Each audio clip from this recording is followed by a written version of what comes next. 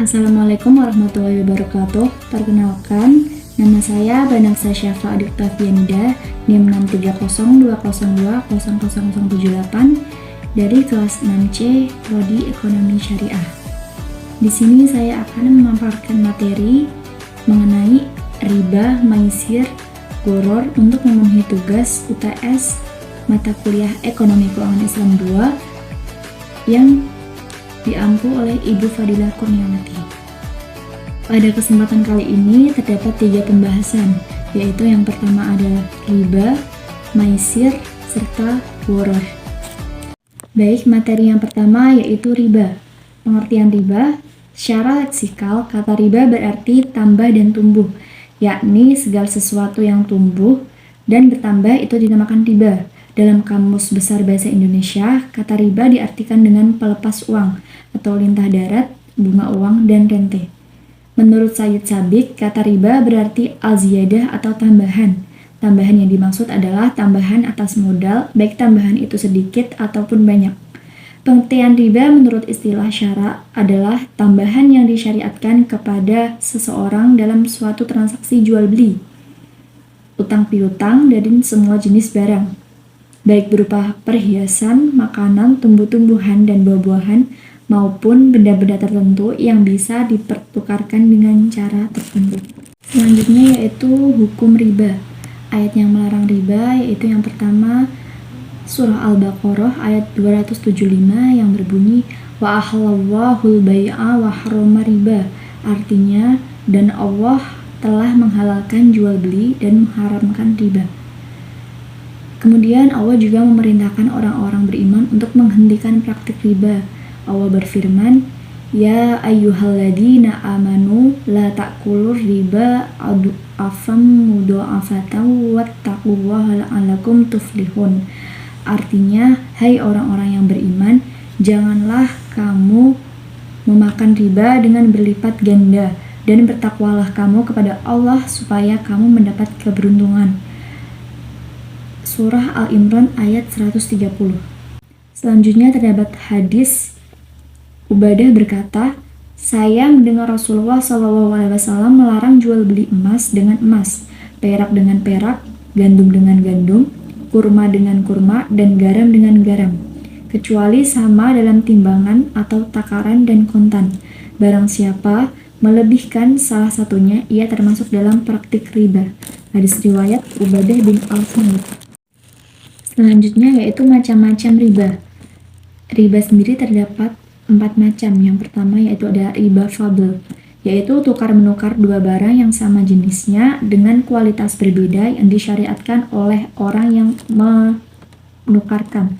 Contohnya tukar-menukar emas dengan emas, perak dengan perak, beras dengan beras, dan sebagainya. Yang kedua ada ribayat, yaitu berpisah dari tempat sebelum ditimbang dan diterima. Maksudnya, orang yang membeli suatu barang, kemudian sebelum ia menerima barang tersebut dari si penjual, pembeli menjualnya kepada orang lain.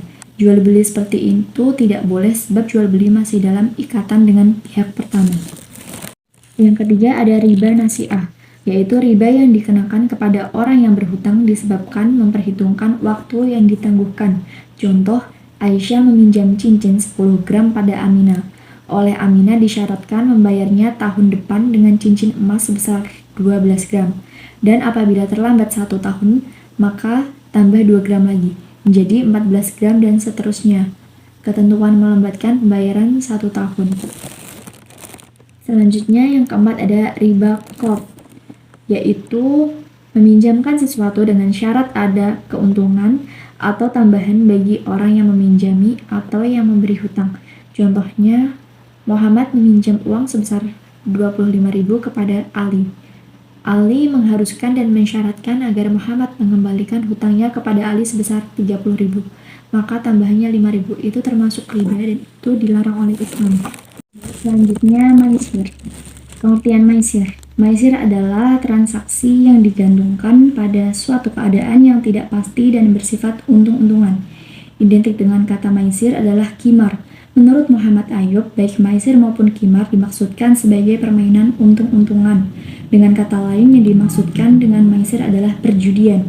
Kata maisir dalam bahasa Arab secara harfiah adalah memperoleh sesuatu dengan sangat mudah tanpa kerja keras atau mendapat keuntungan tanpa bekerja, yang biasa disebut berjudi.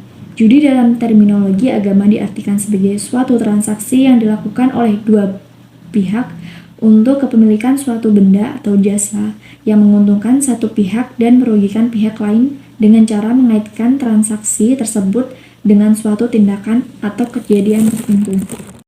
Selanjutnya, contoh dari maisir.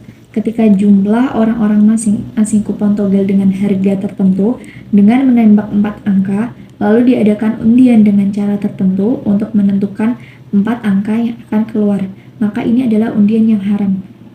Sebab undian ini telah menjadi bagian dari aktivitas judi. Selanjutnya, hukum maisir. Niat tidak menghalalkan cara berjudi untuk membantu orang yang memerlukan. Al-maisir atau perjudian terlarang dalam syariat Islam dengan dasar Al-Quran, As-Sunnah, dan Ijma'. Dalam Al-Quran terdapat firman Allah, Ya ayyuhalladzina amanu innamal khamru wal maisiru wal ansabu wal azlamu rijsum min amali syaitoni fajtanibuhu la'alakum tuflihun. Artinya, wahai orang-orang yang beriman, sesungguhnya meminum khamar, berjudi, berkorban untuk berhala, mengundi nasib dengan panah adalah termasuk perbuatan syaitan.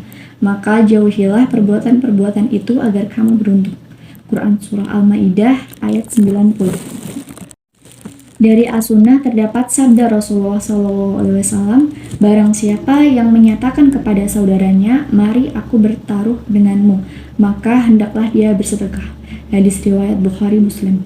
Dalam hadis ini, Nabi Muhammad SAW menjadikan ajakan bertaruh baik dalam pertaruhan atau muamalah sebagai sebab membayar kafarat dengan sedekah. Ini menunjukkan keharaman pertaruhan. Selanjutnya yaitu gharar. Pengertian gharar merupakan larangan utama kedua dalam transaksi muamalah setelah riba. Penjelasan pasal 2 ayat 3 menurut Peraturan Bank Indonesia tentang perubahan atau Peraturan Bank Indonesia tentang pelaksanaan prinsip syariah dalam kegiatan penghimpunan dana, dalam penyaluran dana, serta pelayanan jasa bank syariah.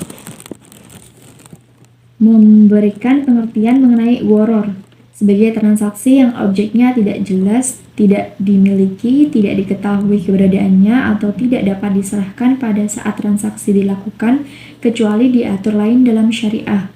Gharar mengacu pada ketidakpastian yang disebabkan karena ketidakjelasan berkaitan dengan objek perjanjian atau harga objek yang diperjanjikan dalam akad. Selanjutnya, definisi gharar menurut beberapa ulama. Yang pertama ada Imam Syafi'i. Gharar adalah apa-apa yang akibatnya tersembunyi dalam pandangan kita dan akibat yang paling mungkin muncul adalah yang paling kita takuti atau tidak dikehendaki. Yang kedua ada Wahbah al-Zuhail. Gharar adalah penampilan yang menimbulkan kerusakan atau sesuatu yang tampaknya menyenangkan tetapi hakikatnya menimbulkan kebencian.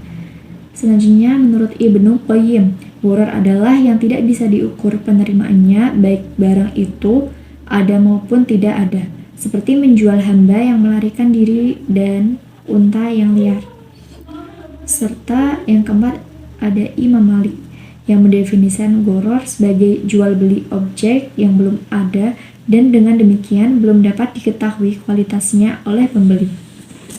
Selanjutnya contoh gharar seperti jual beli budak yang melarikan diri, jual beli binatang yang telah lepas dari tangan pemiliknya, atau jual beli anak binatang yang masih dalam kandungan induknya. Menurut Imam Malik, jual beli tersebut adalah jual beli yang haram karena mengandung unsur untung-untungan. Selanjutnya, jenis-jenis gharar. Dilihat dari peristiwanya, jual beli gharar yang diharamkan bisa ditinjau dari 3 sisi, yaitu yang pertama, jual beli barang yang belum ada atau ma'dum, seperti jual beli habal al-habalah, yaitu janin dari hewan ternak. Yang kedua, jual beli barang yang tidak jelas atau majhu, baik yang mutlak seperti pernyataan seseorang. Saya menjual barang dengan harga Rp1.000, tetapi barangnya tidak diketahui secara jelas, atau seperti ucapan seseorang, aku jual mobilku ini kepadamu dengan harga 10 juta. Namun jenis dan sifat-sifatnya tidak jelas seperti ucapan seseorang, aku jual tanah kepadamu seharga 50 juta, namun ukuran tanahnya tidak diketahui. Yang ketiga, jual beli barang yang tidak mampu diserah terimakan, seperti jual beli budak yang kabur atau jual beli mobil yang dicuri. Ketidakjelasannya ini juga terjadi pada harga barang dan pada akad jual belinya. Selanjutnya, hukum gharar. Gharar yang diharamkan secara ijma ulama yaitu gharar yang menyolok, yang sebenarnya dapat dihindari dan tidak perlu dilakukan. Contoh jual beli contohnya seperti munabazah, bai al-hasabah, bai al-malaki, bai al-madamin, dan sejenisnya. Tidak ada perbedaan pendapat ulama tentang keharaman dan kebatilan akad seperti ini. Selanjutnya, gharar yang dibolehkan secara ijma ulama yaitu gharar ringan. Para ulama sepakat jika suatu gharar sedikit maka ia tidak berpengaruh untuk membatalkan akad. Contoh seseorang membeli rumah dengan tanahnya.